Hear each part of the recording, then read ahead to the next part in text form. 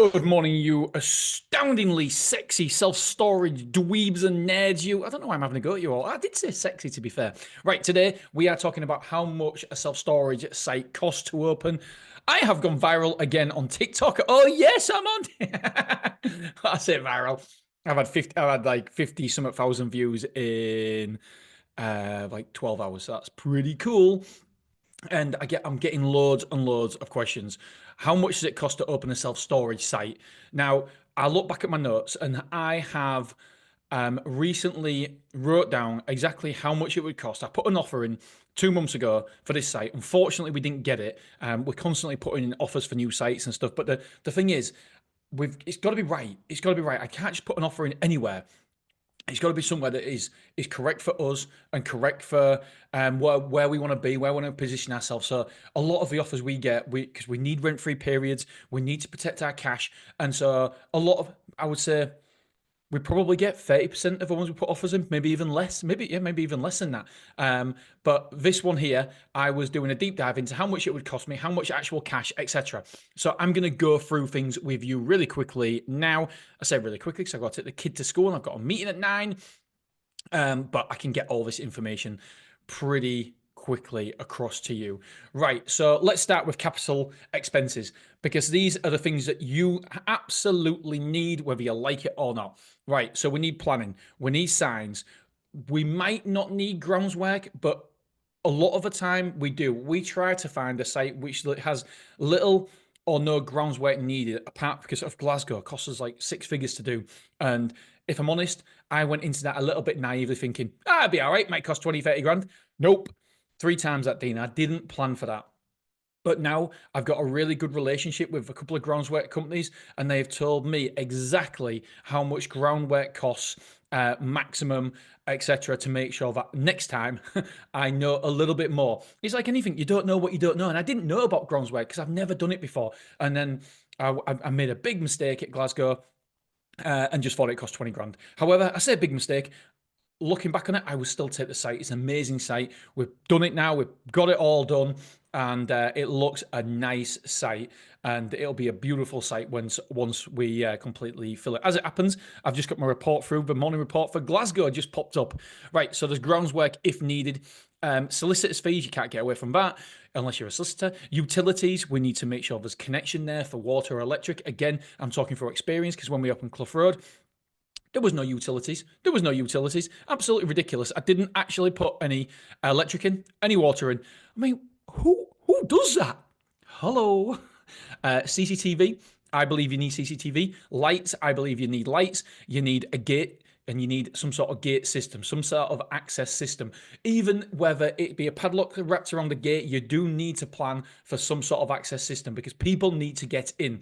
Right, the total for all this work at this site I was looking for was £45,000, and you can asset finance a chunk of this if you need. So, for example, gates, you can asset finance gates if you want. So we put 45. We were going to put 45 grand down, but you don't need to. That's to get you going. Right, and then let's have a look at our running costs, because when I opened Willoughby, again, another mistake by myself, I didn't realise that I had to include in my cash flows the loss that I would make for a long period. How long would I be cash flow negative? And in Willoughby was cash flow negative for a hell of a long period of time because we were spending £150,000 on rent. We were spending a lot on rates, and obviously to get to that revenue amount, it's going to take some time, but I didn't calculate that in my figures. All I did was calculate my setup costs, but setup costs are just part of the equation. We need to remember that you have running costs, and running costs are going to be more than your revenue first of all. So we don't want to be caught with your pants around your ankles like I was. So £45,000 to set up this particular site, and it dependent on where you set up. In my course, we talk about sites that we can set up for £20,000, and we give examples. And then we've also got somebody inside the course who set up a self-storage for £10,000. Him and his partner both put £5,000 in. And so you can do it for even less. But this particular site was going to cost 45,000. Right, here are the fixed costs. A mortgage or rent. Whichever, you have to pay one of it unless you buy a site outright, which I'm guessing most people listening to this won't be in the fortunate position to do that. I'm certainly not. Rates. You'll have to pay rates. Although, I can't lie, at one of our sites, we're still not paying rates and we don't know why. We never ever inform the council that we're there, and it normally takes them 12 months-ish to get in contact with us. But we never plan for that. We always plan for worst case that council are going to be charging us rates straight away. And what we do when the rates people ring up and say, by the way, you owe us 25 grand, for example, for a full year, we say, oh my goodness, we can't afford 25,000. Can we pay it off over a number of years?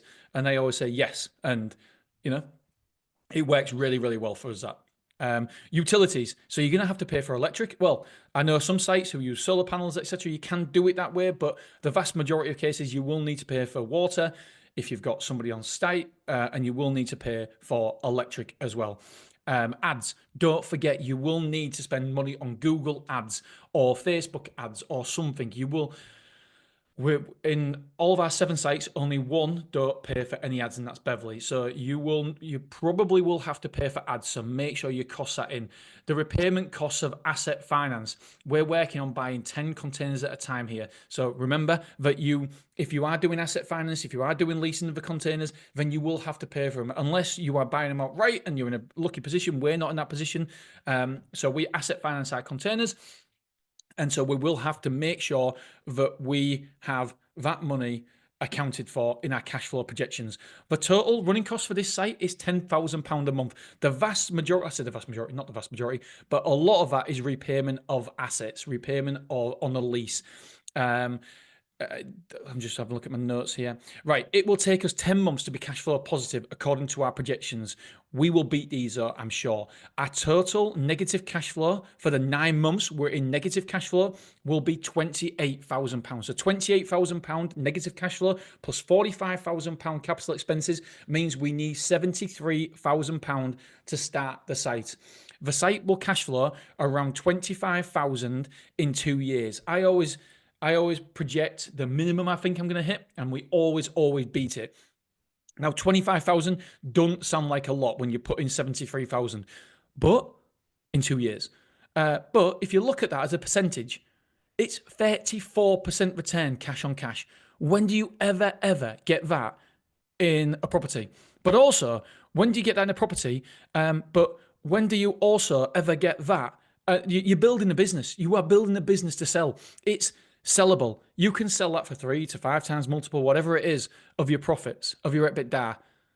And so you're getting a cash on cash return, but you're also building a business to sell. It's incredible. As long as you go into this with your eyes open, self-storage is fantastic.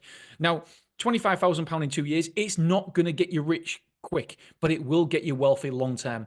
And remember, this includes paying off assets. You're paying off containers. So your cash on cash return will be a lot more. You're paying down the debt as well. That's incredible. It's like a cash on cash return on a house after paying your mortgage. It's brilliant.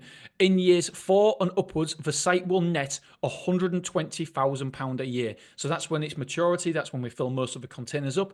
In year 4 onwards, it will net £120,000 a year. Now, don't forget, the initial outlay was £73,000. £73,000. So the cash on cash return is 164%.